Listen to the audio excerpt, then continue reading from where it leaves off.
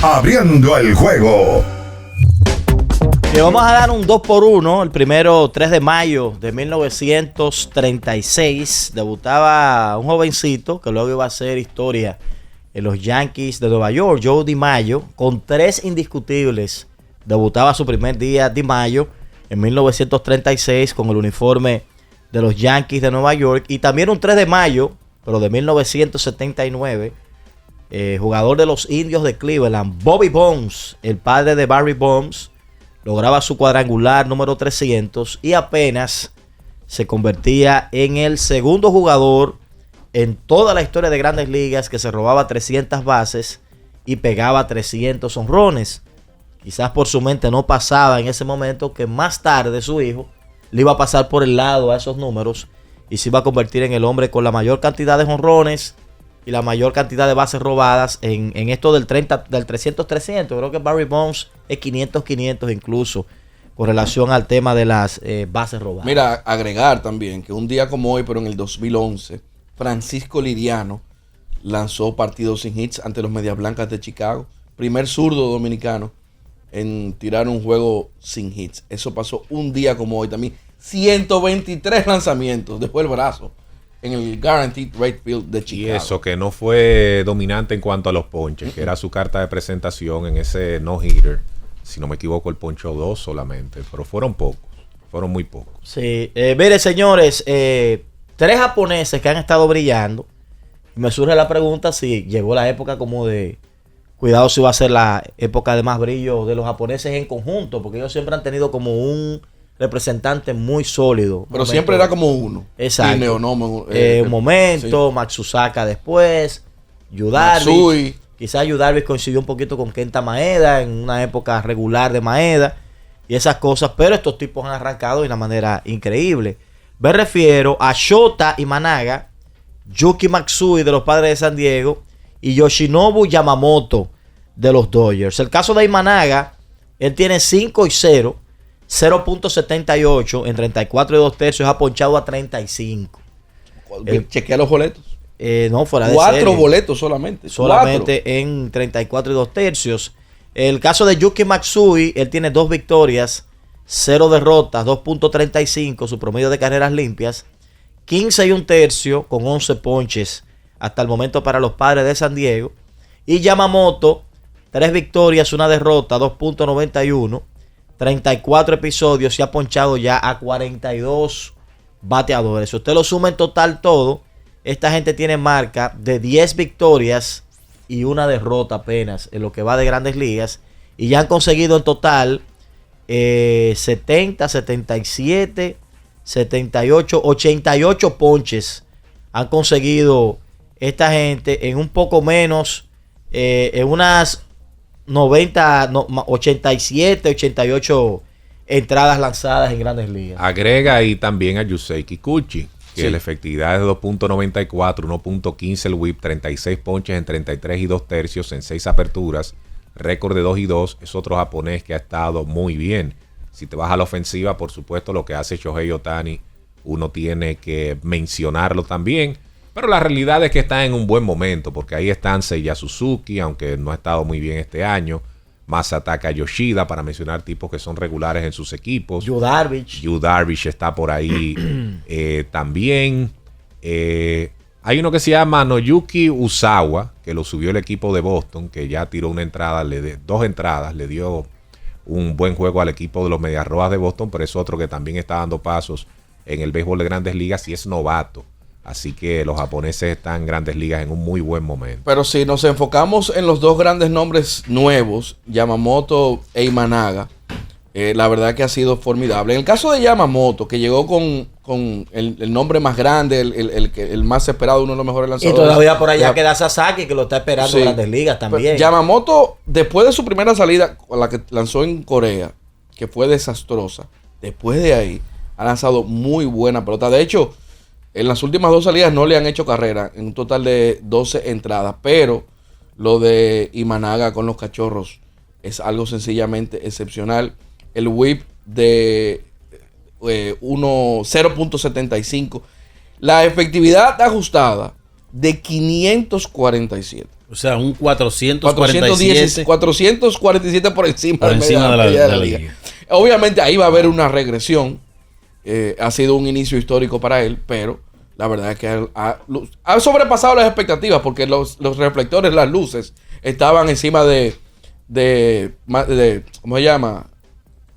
De Yamamoto al principio de la temporada. Bueno, en la historia de Grandes Ligas, en sus primeras 6 aperturas como lanzador, desde la Segunda Guerra Mundial en adelante, solo Imanaga, que tiene 0.78, y Fernando Valenzuela con 0.33, han conseguido un promedio de carreras limpias tan bajo, iniciando su carrera en Grandes Ligas, porque es que lo del tipo ha sido extraordinario, se ve bastante dominante. Por eso yo me preguntaba si estamos ante la mejor generación de picheo de los japoneses, y eso que Ohtani está lastimado. Sí. Porque si Ohtani hubiese estado bien, él estaría en ese grupo como lanzador también. Yo creo que sí, porque viendo los clásicos mundiales también, uno se da cuenta del progreso de los lanzadores japoneses en cuanto a la velocidad se refiere al movimiento de sus picheos. La rotación que tenía ese equipo de Japón era extraordinaria. Anteriormente los japoneses no tenían esa profundidad y brazos parecidos a los del béisbol de Grandes Ligas, como que eran unos brazos diferentes, de menos velocidad, de más localización. Muchas rompientes. Y eso hizo que no muchos japoneses tuvieran éxito en el béisbol de Grandes Ligas cuando daban el salto. Pero ahora, con lo que vimos en el Clásico Mundial, con lo que estamos viendo ahora, los japoneses, al parecer, algunos, están cerrando la brecha en ese sentido y se están pareciendo más a los lanzadores de este lado del mundo. Hubo una generación en la década pasada que fue muy buena, pero nada que ver con lo que estamos viendo ahora. Por ejemplo, Daisuke Matsuzaka puso la vara bastante alta. De hecho, llegó con muchas expectativas a Grandes Ligas. Lamentablemente la salud le jugó en contra. Y mira que después que se retiró de Grandes Ligas, en Japón ha sido un bastión Daisuke Matsuzaka. Daisuke llegó a Grandes Ligas con la misma bulla casi que el mismo Yamamoto. Correcto, parecido. Sí, prácticamente. Entonces, Koji Uehara, que fue un lanzador importante en el relevo en ese momento, era otro que sacaba la cabeza por Japón. Pero nada que ver con esta generación que estamos viendo. Si esto es lo que nos espera de Shota Imanaga, señores, podríamos estar ante el lanzador abridor del Juego de Estrellas por la Liga Nacional en este año. Te adelantaste mucho, pero si fuera mañana sí. Sí, es que 5-0 y 0.78 es algo que no hemos visto en tiempos recientes en un primer mes de temporada, porque no estamos hablando de la primera mitad, estamos hablando del primer mes de temporada. Yamamoto comenzó bastante mal, él le fue desastroso en sus primeras salidas, pero se ha recuperado, ha podido ir conociendo un poquito más la liga. Yo creo que todavía él se encuentra en un proceso de adaptación, pero es que este hombre vino comiéndose el mundo, Imanaga. Y estos tipos entran en la categoría de fenómenos en cuanto a japoneses se refiere, y me explico. Saca a Shohei, que sabemos que sí lo es. No, pero está hablando del resto del resto. Hay que explicar, hay que mencionarlo también. O sea, fenómeno es el tipo que llega y que todo el mundo está esperando muchísimo de ellos. Cosas muy grandes. Ahí entraron Shohei Ohtani, por supuesto, Hideki Matsui, que con todos esos honrones que daba en Japón, la expectativa era que se comiera el béisbol de Grandes Ligas. En ese sentido le fue bien, pero no como en Japón en cuanto a poder se refiere. Pero le tocó una época ahí con los Yankees de brillo. Buena, sí, buena. Él fue muy buen pelotero en el béisbol de Grandes Ligas. Se ganó mucho respeto. Ichiro Suzuki, que era una máquina de bateo en el Japón, en Grandes Ligas siguió con ese ritmo.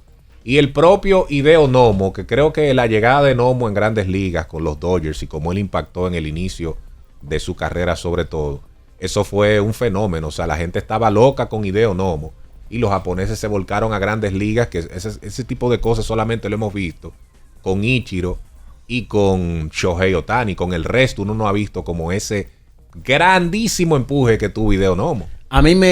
Yo incluiría en la categoría de fenómeno, pero que no cumplió las expectativas a Yu Darvish.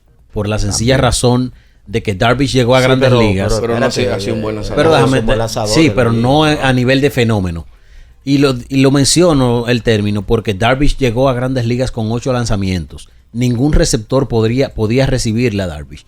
Él tuvo que hacer una adaptación al béisbol que se juega en Grandes Ligas, eliminar 3 de sus 8 lanzamientos de su repertorio y concentrarse en 5. Pero también era por un tema de que cuando tú tienes un repertorio tan amplio, llega un punto donde hay un picheo que tú tardas mucho para utilizarlo y cuando lo utilizas no es tan efectivo. Entonces, en Grandes Ligas los coaches entienden que es mejor tener una rotación que no sea, un repertorio que no sea tan largo para que tú puedas mantenerte rotando los picheos y que no se te vaya a quedar como atrás el efecto de ese picheo que tú vas a utilizar en un momento importante en el juego. ¿Sabes que con Darvish yo creo que lo que ocurrió fue esa lesión del 2015 como que le bajó el rendimiento? Porque si uno mira la primera parte de su carrera, los primeros 3 años, fue buena. él fue 3 veces al Juego de Estrellas. En 2 veces estuvo en la votación para el premio Cy Young en el top 10 y en una de ellas quedó segundo. O sea, él fue un pitcher fenomenal en esa primera parte. Se lesiona, entonces comienza un rendimiento más o menos, un poco mal, más o menos, bueno, malo, más o menos, muy bueno. Y así ha tenido inconsistencia, pero sin esa lesión o hasta esa lesión, digamos que él estaba cumpliendo con ese grado de fenómeno que le dieron a él. Como dice cuando Alex, llegó en Grandes vamos Ligas. a decir que fue un fenómeno que llegó e impactó como fenómeno, pero que no fue consistente como ha sido la historia de una buena cantidad de japoneses. Porque el que llegó, que era segunda base de los Mets, Kazuo Matsui. Matsui, que ese se llegó decía que- con un ruido Sí. Exacto. y se Ese quedó fue en otro la también, gatera. que llegó Pero- grande y al final Pero nada. vamos a hacer el top 3 de los que más ruido hicieron. Obviamente Ohtani debe ser el número 1, de eso yo creo no hay dudas. ¿No vamos el número 2? Puede ser. Yo creo que sí. Puede ser. Lo que ¿Y el pasa es número que- 3? Lo Matsui. que pasa es que, bueno, lo que pasa es que el ruido de Ichiro fue grande también. Ah, no, Ichiro yo creo que está en Ichiro el top fue 3. grande Ichiro es cuando top llegó. 3. Y entonces para Pero es que colmo, Yu Darvish Ichiro... pelea también. Señores, Con todo lo que dice Alex, que él llegó con todos esos picheos, que esos eran picheos imbateables y todo eso. De Recuerdo, todos- en la Me pretemporada yo recuerdo que eso era la cámara detrás del bullpen. ¿Tú sabes qué es lo que Viendo pasa? los picheos diferentes. Lo que Lo que pasa pasa es que es que- hay caminos diferentes, porque por ejemplo Matsui fue el que vino con las mejores estadísticas de allá, De poder. de poder, había Porque prácticamente Ichiro en había tenido- bateo, Ichiro. Ichiro viene siendo el Jackie Robinson japonés. Sí, pero O sea, Matsui, el primero japonés. Matsui el de por la Main etapa en la que llega, porque ya casi su carrera estaba bien avanzada en Japón, había puesto unos números extraordinarios allá y había estado en los Yankees de Japón jugando con Yomiuri y entonces cruza para este lado. Lógicamente Ichiro por lo que había logrado, principalmente en el aspecto promedio, pero hay 2 casos interesantes. El caso de Matsusaka, que había tenido éxito en el Clásico Mundial, que era un evento que lo estaba mirando todo el mundo y él va 2 veces y luce muy bien 2 veces. Y está el caso de Nomo, que es bien controversial porque Nomo, en la época de Nomo, él no se podía ir tan joven y él tuvo que retirarse, allantar que se iba a retirar, liberarse de Japón y entonces poder con esa jugada escaparse y poder jugar en Grandes Pero Ligas. vamos a tomar esta llamada para decirle algo de la envidia de los Yankees la vez que Boston contrató a Matsusaka, que hicieron para recordar eso también. Adelante. Hola chicos, ¿cómo están? Mira, me gustó mucho este segmento de análisis de los japoneses. Y siguiendo en esa línea, a ver si me le dedican 30 segundos al siguiente análisis. ¿Cómo siendo Japón? Fíjate que ustedes han nombrado nombres del jet set de béisbol de Japón, pero que no se parecen en cantidades, por ejemplo, a cantidad de peloteros que nosotros hemos producido de ese nivel. O incluso hasta de los mismos venezolanos, puertorriqueños. Entonces, analícenme ustedes ahí rápidamente, cómo Japón, no teniendo esa cantidad de peloteros superestrellas como nosotros lo hemos tenido, ha logrado 3 títulos de campeón del mundo. Analícenme eso, por favor. Bueno, Una tienen buena una pregunta. liga muy sólida, Sí. muy sólida. Y ellos en béisbol siempre han sido buenos. Y esa Para liga mí- sólida sobre todo es la clave. Sí, la clave es su juego de equipo. El clásico es un juego de equipo y la forma física.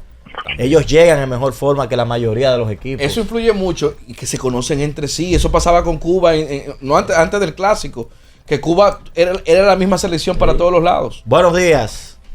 Buenos días. Sí. Sin descartar este pitcher de los Yankees también, que dio mucho ruido, Tanaka. Ah, Pero que ya sí, no se Tanaka menciona. es otro. Tanaka, sí. sí. Sí. Ese es otro nombre que Hay hay que otro- mencionar. Pero espérate, lo de los Yankees que les quería decir. ¿Ustedes se acuerdan que cuando Boston contrató a Daisuke Matsusaka, la respuesta de los Yankees con otro japonés? Ah, Kei Gawa, Ah, sí. que Gawa. pichaba con una gafita negra Sí. cuando tiraba los sábados y los en domingos. espejo helado. Pero wow. un desastre, que incluso en la rueda de prensa, cuando lo iban a presentar, el Y- tipo dijo, espérate, que tengo que ver unos animes, Y el- pongan eso más para adelante. Y, Sí.